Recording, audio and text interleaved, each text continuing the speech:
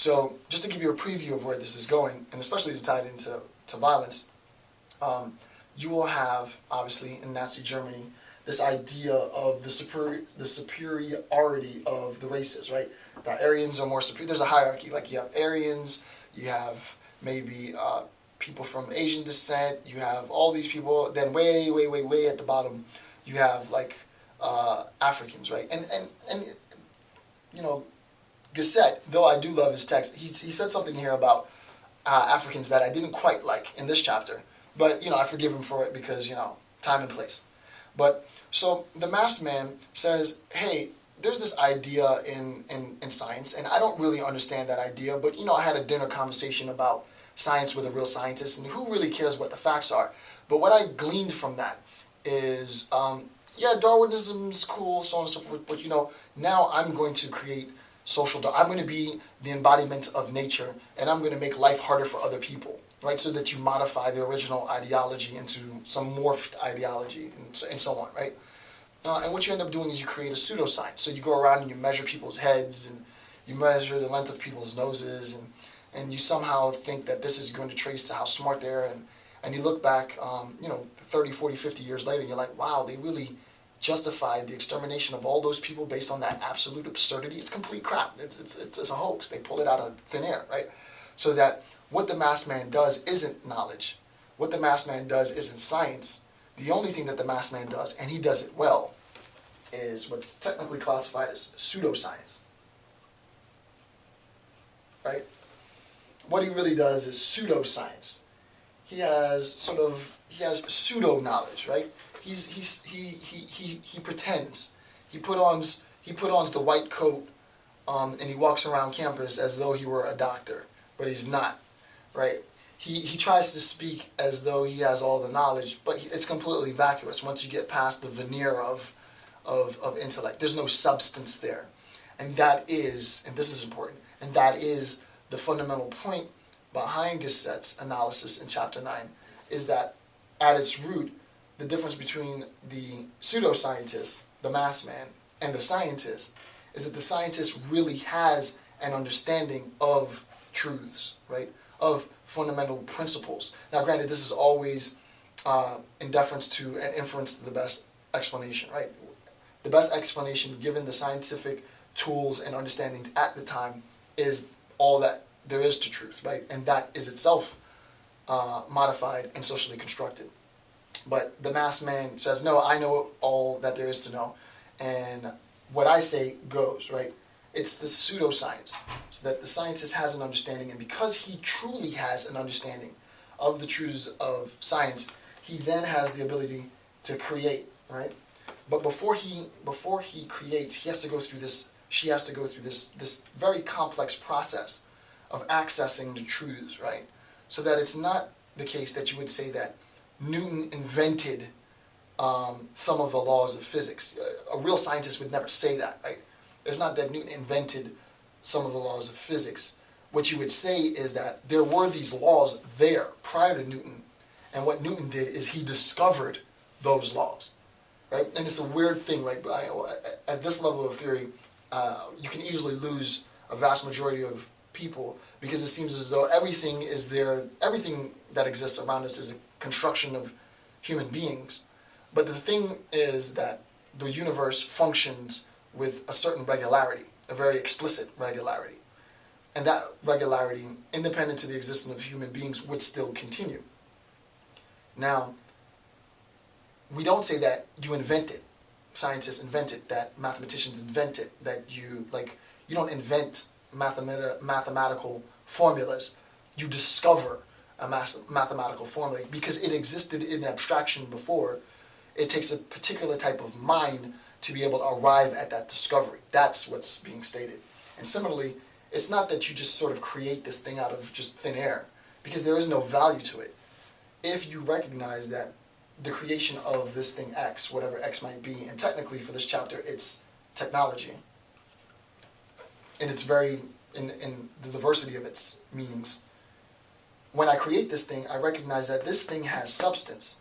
This thing will collapse, this thing will exist, this thing will persist, this thing will evolve, this thing will develop, this thing will become exceedingly more diverse and complex.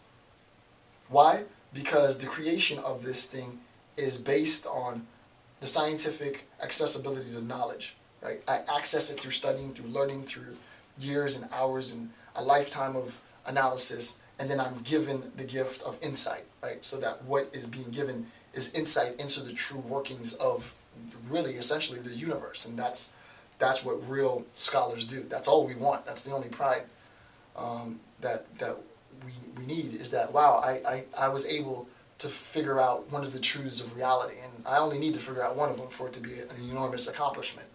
That's the difference.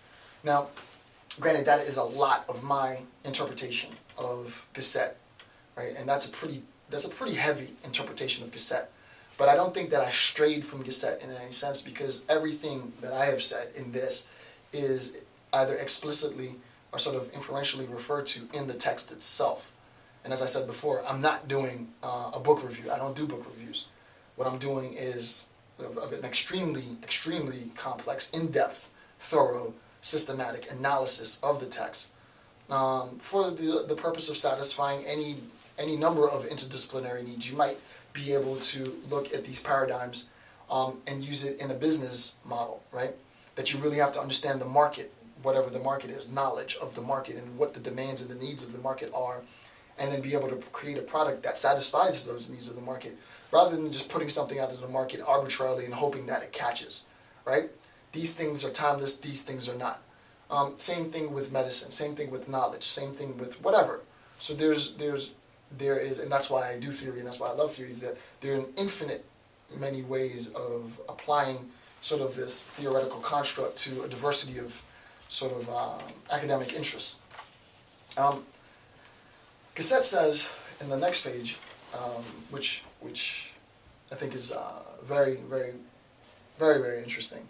He says, how can it lay claim, right? How can it lay claim to being taken seriously by anyone if it starts off doubting its own existence, right? And the it that he's referring to is philosophy, right? Gasset finally comes, after pages and pages and pages and pages, finally comes to, well, what about philosophers, right? Everybody has access to knowledge. Scientists can create stuff. Engineers can do stuff. Physicists can explain stuff. But what do philosophers do, right? What do philosophers do with knowledge? And I mean, I am, by lifestyle choice and profession, a philosopher. What do philosophers do, right? What is it that they create, right? So and I'll go back and read the prior sentence. He goes, philosophy needs neither protection, attention, nor sympathy for or from the masses.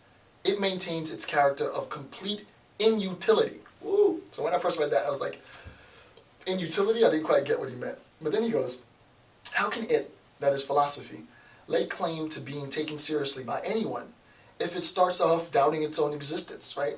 And I think he doesn't reference it, but I think this is a reference to Descartes' cogito ergo sum, right? That I'm going to doubt my own existence. I'm going to doubt the existence of myself. I'm going to doubt the existence of philosophy, right? Philosophers begin with probably the most skeptical. We are the most skeptical of people, and we are. Doubting the own existence of the discipline. If it lives only in the measure in which it combats itself, deprives itself of life.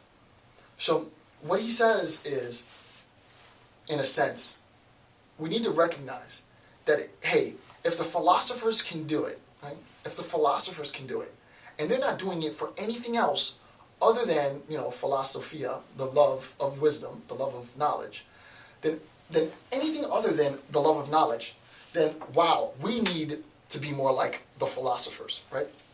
Because in a sense, the philosophers don't create any product. There is an inutility, right? We don't have something that we create, right?